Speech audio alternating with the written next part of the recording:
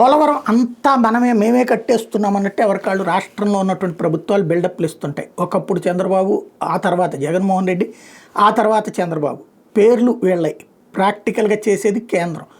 ఇష్టం వచ్చినట్టు చేసేటందుకు మొదట్లో ఇచ్చిన అవకాశం దుర్వినియోగం చేయడం వల్ల ఇప్పుడు ఎప్పటికప్పుడు కేంద్రం చెప్పిన డిజైన్లు మాత్రమే చేయాలి, కేంద్రం చెప్పినట్టు మాత్రమే అమలు చేయాలి. ఎందుకంటే డయాఫ్రమ్ వాళ్ళు కొట్టుకుపోవడానికి కారణమైనటువంటిదే మన సొంత పెత్తనంతో చేసుకున్నటువంటిది. అందుకనినే ఇప్పుడు మొన్ననగా అయిపోయింది, రేపు డిసెంబర్లో వచ్చేస్తుంది, డిసెంబర్ నుంచి ప్రారంభిస్తున్నారు అన్నారు, ఇప్పుడు జనవరిలో అయిపోతుంది అన్నారు, ఇంకా ప్రారంభం కాలేదు. కారణం ఏంటి అంటే పోలవరం ప్రాజెక్టులో భాగంగా కొత్త డయాఫ్రమ్ వాల్, డీవాల్ నిర్మాణానికి ఏ తరహా కాంక్రీట్ వాడాలి అన్నటువంటి దాని మీదన స్వదేశీ విదేశీ నిపుణుల మధ్యన భిన్నాభిప్రాయాలు ఉన్నాయి. వాటిని వివిధ పరిశోధనా సంస్థల ప్రతినిధుల మధ్యన లోతైన చర్చ జరిగింది. Free design consultancy, Tirupati IIT విదేశీ నిపుణులు T6 సమ్మేళనాన్ని ప్రతిపాదిస్తే central soil and material research station ప్రతినిధులు మాత్రం T5 సమ్మేళనం వైపు మొగ్గు చూపుతున్నారు.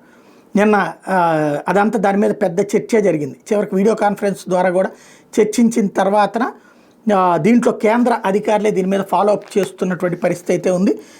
ఫైనల్గా విదేశీ నిపుణుల అభిప్రాయాన్ని ఒక రోజులోని లిఖితపూర్వకంగా మెయిల్ చేయమని చెప్పేసి పోలవరం అథారిటీ కోరింది.